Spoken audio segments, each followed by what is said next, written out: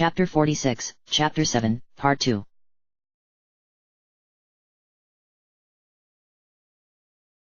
King Shroud's Fortress. 12 o'clock midnight.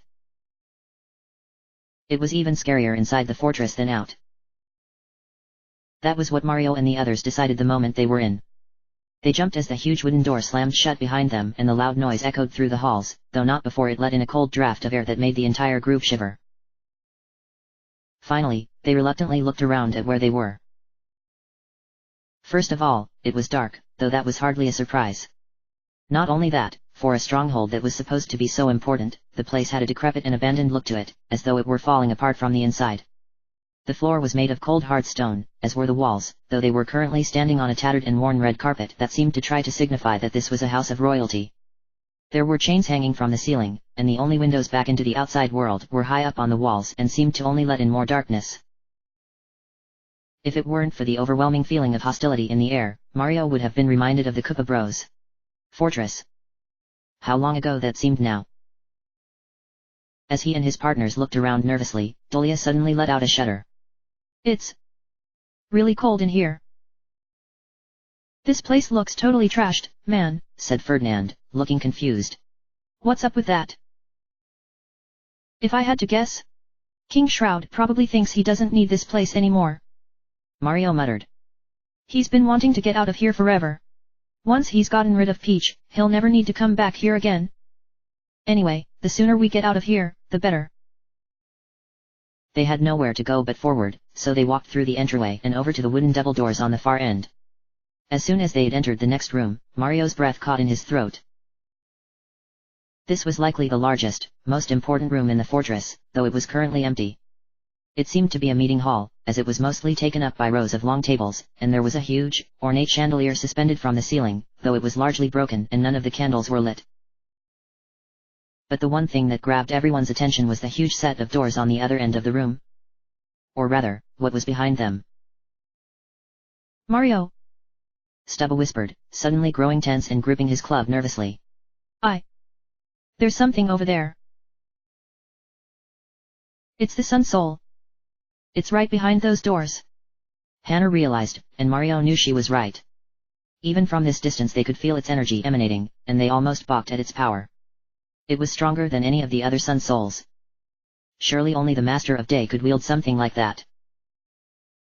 They quickly hurried across the room, down the rows of tables, over to the door, but slowed to a stop when they realized that they weren't getting through that easily. There was an ancient, rusty padlock over the door, bolting it shut. No, Mario groaned, tugging at the padlock to no avail. Come on, come on. It's right through here. We don't have time for this. Forget it, Mario. Looks like we're gonna need a key, Snatchel sighed. Mario drew back in annoyance. A key that could be anywhere in this fortress, he muttered. We've got no idea where to look for it. I wouldn't say that, dude, came Ferdinand's voice, and the group turned and saw he was studying a torn, yellowing piece of parchment on the wall. Check this out. It's like a map or something. Pretty nifty. Really? Mario walked over to get a look, and sure enough, on the parchment was something that definitely looked like a map of the fortress. From the looks of it they were still near the very front, and behind the locked door was a very large room. But Mario was more concerned by the drawing of a large, ornate key that was placed in a room near the very back. Alright, well, this is a start at least, he decided, drawing back from it. Looks like the key we're looking for is at the other end of this place. His eyes were slowly drawn over to the door. Well, I hate to leave the Sun Soul behind, but it looks like we don't have a choice. So let's hurry before it's too late. He set off over to the back of the room, and his partners followed after him, although for some reason Gwynplaine instead decided to stay where he was and scowl to himself. Mario turned back around and frowned at him. Gwynplaine, are you coming or aren't you? The Goomba just rolled his eyes.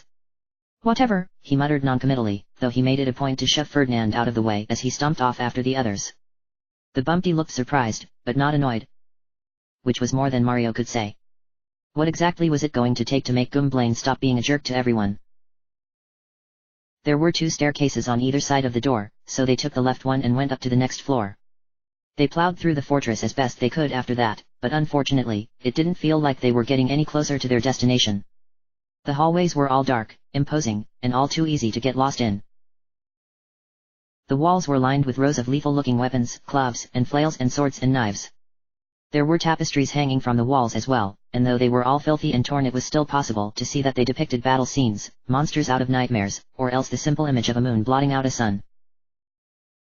It was obvious by now what kind of place this was. It was meant for raising an army that could take over the rest of the world. And obviously, such a place wouldn't go unguarded. Ugh, we should be getting somewhere by now, Mario griped as he pushed open another wooden door into a hallway with very large windows lining the walls, through which the alien stars could be seen. At this rate we'll have to turn around and go back outside so we can, He shrieked and jumped backwards, and so found himself mere inches away from the face of an angry chain chomp, snapping furiously as it lunged at him from where it was staked into the floor. Oh no! Now what? He groaned as he saw there were 3 of them, slavering crazily as they bounced around and blocked off the group's path. We can't fight these things like this. Their defense is through the roof. Dolia suddenly grew an uncharacteristically firm look.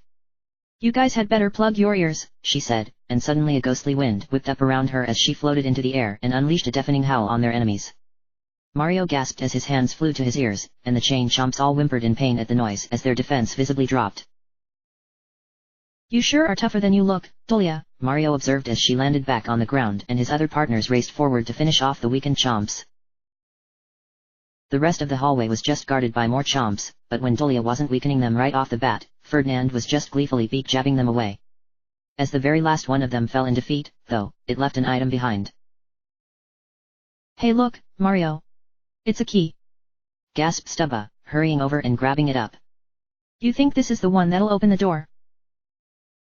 Mario looked at it and shook his head.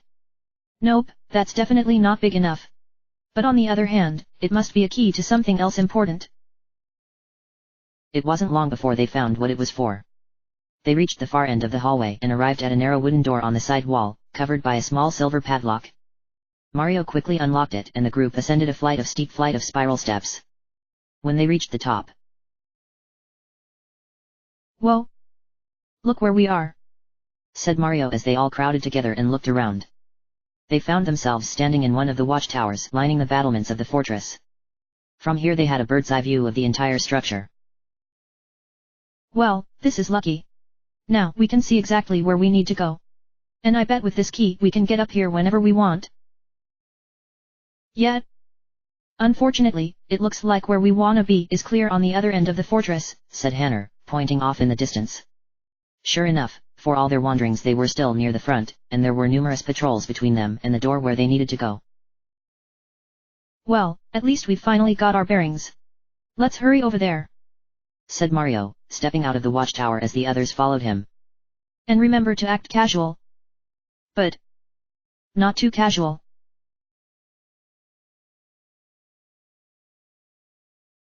Dark Dimension.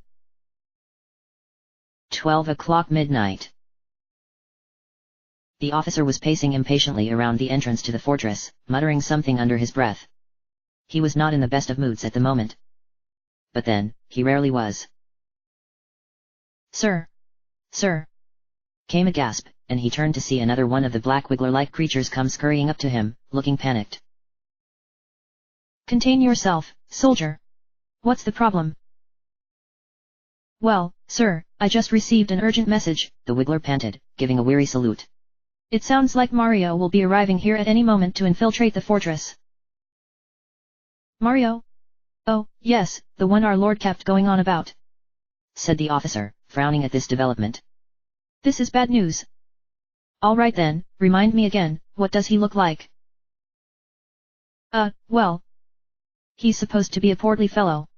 He's got a red hat and blue overalls, he carries a hammer with him, and he's got a strange group of friends with him. Oh, well that's... In a bit of a delayed reaction, the officer suddenly fell silent as he seemed to be remembering something. And then the realization hit him and his eyes bulged in horror. Guards! Guards! He roared, spinning around and racing toward the entrance. We have an emergency. Mario is inside the fortress. I repeat, Mario is inside the fortress. Apprehend him, now!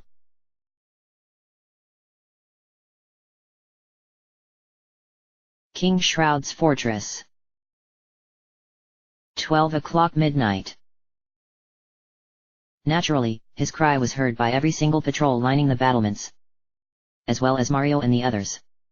They hadn't taken more than a few steps out of the watchtower when they all froze in their tracks. Uh-oh, said Mario as they suddenly found every single patrol staring at them. It's Mario. Get him! Shouted one patrol, and the next thing Mario knew, every guard on the battlements was charging toward them, shouting at the top of their lungs as they bore down on the hapless heroes. Run for it! The plumber screamed, and he and his partners tore off across the battlement as fast as they could, desperate to outrun their pursuers and make it over to the back end of the fortress before it was too late. His partners tried desperately to fend off the guards even as they ran for their lives, whether it was by throwing hammers, lassoing them out of the way, or keeping them at bay with a lullaby, though Gwynplaine seemed less concerned with doing that and more concerned with saving his own skin. Not so fast! Came an angry hiss, and Mario jolted to a stop as the black wiggler thing suddenly came slithering onto the battlement right in front of him. The plumber vaguely realized he must have climbed all the way up the wall of the fortress.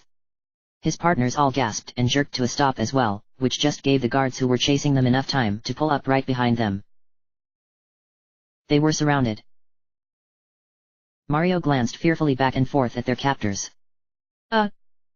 Actually, I'm his brother Luigi, he said with a nervous grin. That was the last thing he remembered before a fist came down over his head.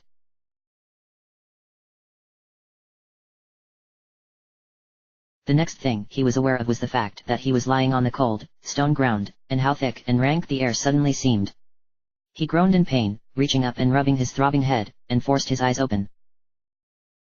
Maisie was the first to notice him. Oh, Mario, you're awake! Thank goodness! She gasped as she turned and hurried over to him. The others quickly followed her. Don't do that again, partner! You had us all worried, said Snatchel, shaking his head and looking a little amused. Ow! Mario groaned, sitting up and still rubbing his head.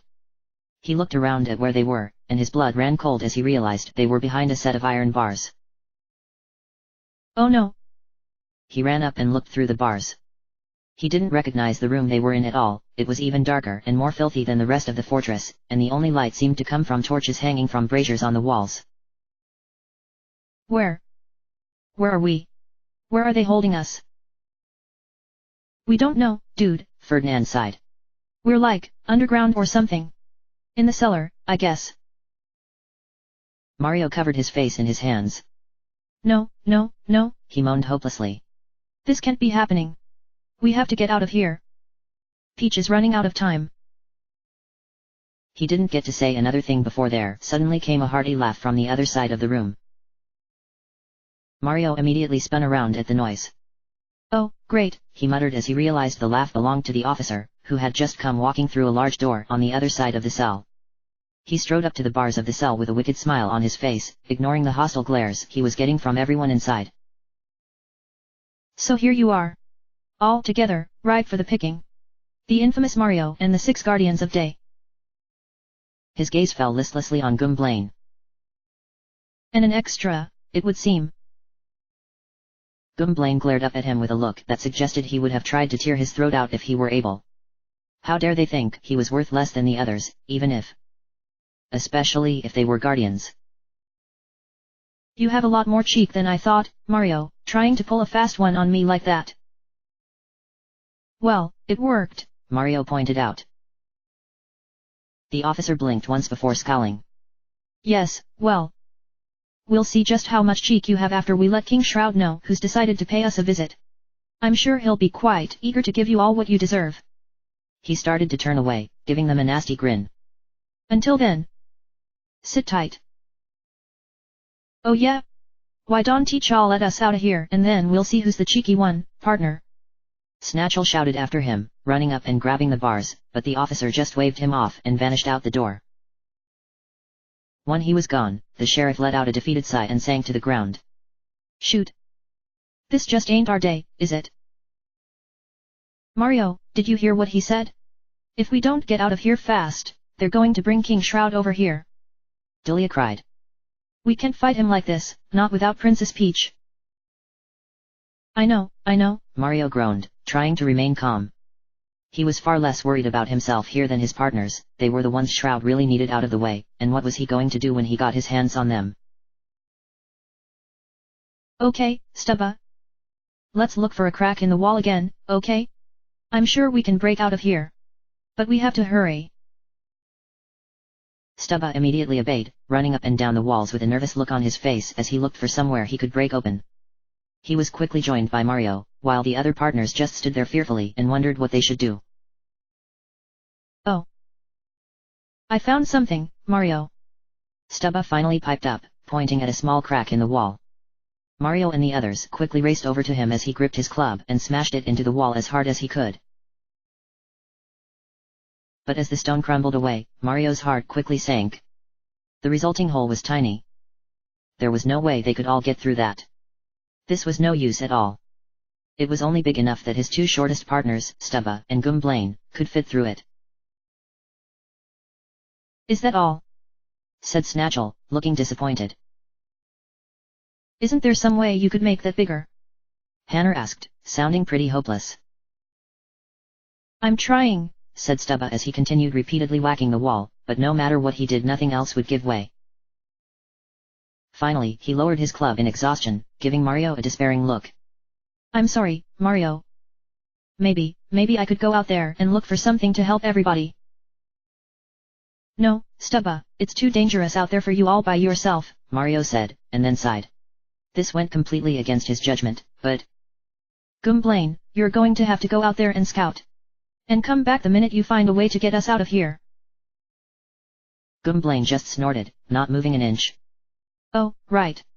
You're sending me out because I'm expendable, right? I'm sending you out because you're older. Now please just knock it off and go, alright?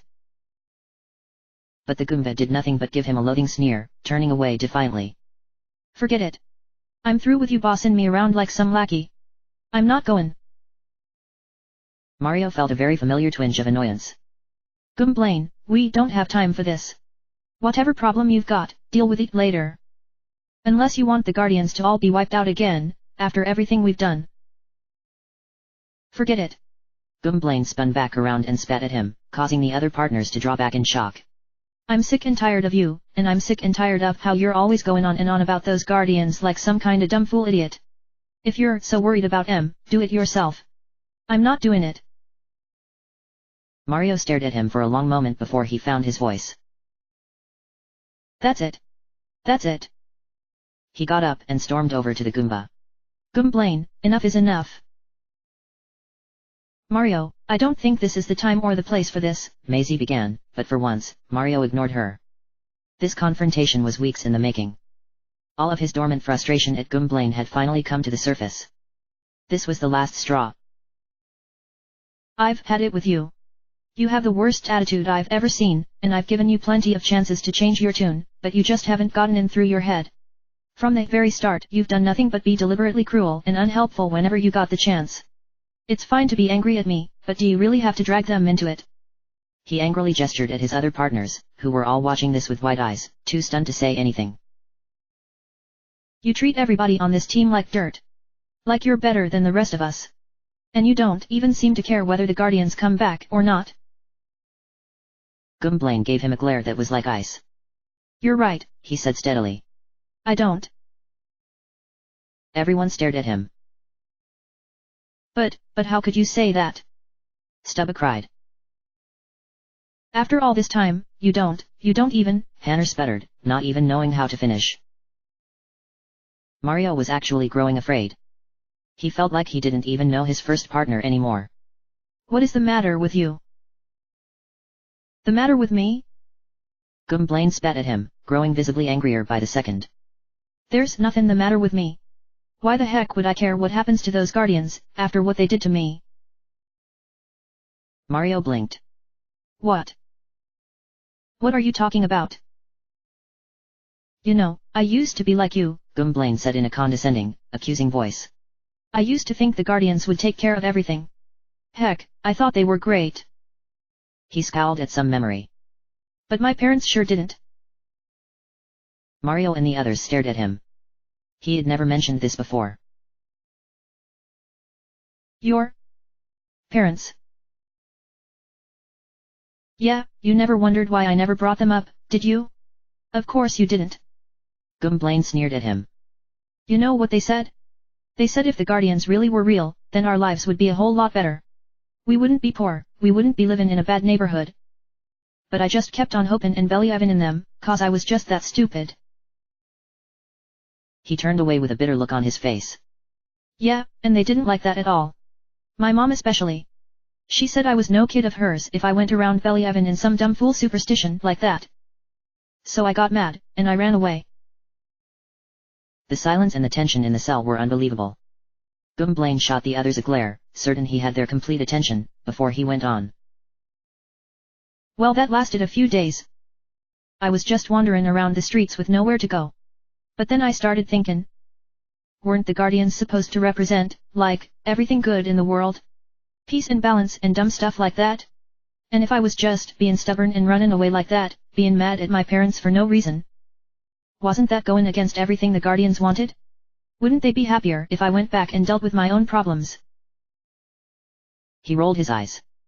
Yeah, that sounded good to me. So I went back home, but... He suddenly looked pained to go on. You know, not everybody who believes in the Guardians is a flippin' saint, he said scornfully. There's some guys out there who think that's something you have to do. Like that's the only way to be. And if you don't believe what they believe, like my parents, they try and force it on you. They get violent. For the first time, somebody else spoke up. You mean like crusaders? Hannah asked in a very small, timid voice. Rodolfo never mentioned anything like that. Well yeah, he wouldn't, would he? Gwynplaine shouted at her. He couldn't stand the thought that those guardians of his were less than perfect. He shook his head. That dumb freak, he doesn't know a thing. He turned away from the others again, glaring at the floor. But I didn't know that back then. I didn't know about any of that stuff. But by the time I got home that one night, expecting like I'd see my parents again, I saw. His face screwed up in pain. He didn't finish. Gwynplaine, Mario said after a moment, ever so cautiously. What? What did you see? My house was burned down, Gwynplaine said shortly. They didn't get out in time. There was the most ringing, hostile silence Mario had ever experienced. Whoa. Dude. Ferdinand said softly. Oh, my goodness. Maisie whispered, covering her mouth with her hand. Stubble looked completely terrified, gripping onto Hannah's hand with both of his own. And that was when I stopped believing in the Guardians, Gwynplaine said in a very low, very shaky voice. I was wrong the whole time. If they really did exist, they'd never let something like this happen. Never. Mario's chest was tight and his expression was horrified. Gwynplaine, he began, but he had absolutely no idea where to go from there. He felt like he had had the wind knocked out of him, like he could barely stand on his feet anymore. All of a sudden, all those past weeks of anger and arguments, of hostility and isolation, of hurting the others as much as he could and refusing to help anyone unless he was forced. All of a sudden, everything made sense. Everything was horribly, painfully clear. Everything that had happened to Gwynplaine, he blamed on the Guardians. And all this time, Mario had been forcing him to help bring those very same Guardians back. But why didn't you? You never said anything. Gwynplaine, why didn't you say something? Gwynplaine had been looking weary and defeated, but suddenly all the hate and venom came rushing back. Well, you never gave me the chance, did you? Nah, you just shoved me to the back of the line the first chance you got so those other freaks in this group could come and fawn over you. He let out a laugh, scathing and bitter and furious. Geez, fat man, you think there's something wrong with me? You were the one who saw how messed up I was and never once even thought of just asking what was wrong. You were too busy feeling sorry for yourself because oh no, one of your partners isn't completely in love with you. Mario was shocked into silence. That accusation hit him hard. He had no idea what to say in reply, but it wasn't true, was it? None of it was. It couldn't be. Well, I got news for you, fat man. I'm the only one in this room who sees you for what you really are. You're some spoiled rotten glory hog who expects everybody to go around worshipping you, like a guardian. He spat the last word out like he couldn't even stand the taste of it. Well, I ain't doing it. You haven't done a thing for me. And I've had it. And without another word, he spun on his heel and began marching off toward the hole in the wall. The other partners could only stare after him in silence. They were too shocked to do a thing. For a moment, so was Mario, but his shock was quickly replaced by anger. Gumblane, where do you think you're going? He demanded, taking off after the Goomba. You get back here. Gumblane whirled around and violently shoved Mario in the stomach, sending him staggering backwards and collapsing to the ground. He winced as his head struck hard stone. Get away from me. And don't ever let me see you again. I'm outta here. The Goomba shouted at him. Admit it, that's what you wanted this whole time, ain't it? Gumblane, Hannah called out futilely, but he paid her no heed. Leaving Mario staring up at him with a hurt and confused look, he turned back around and stormed off, doing what he should have done weeks ago and leaving Mario and the others behind. For good. He left the cell and marched across the room, then yanked the wooden door open and marched through it. It slammed shut behind him with a loud, echoing clang. Everything was silent. Mario was still sitting on the ground, as still as a statue, unable to process what had just happened. Hannah and Stubber ran up to him, but he didn't even notice. He just kept staring at the doorway where Gumblane had vanished. He's gone, he said quietly. He's gone. End of chapter.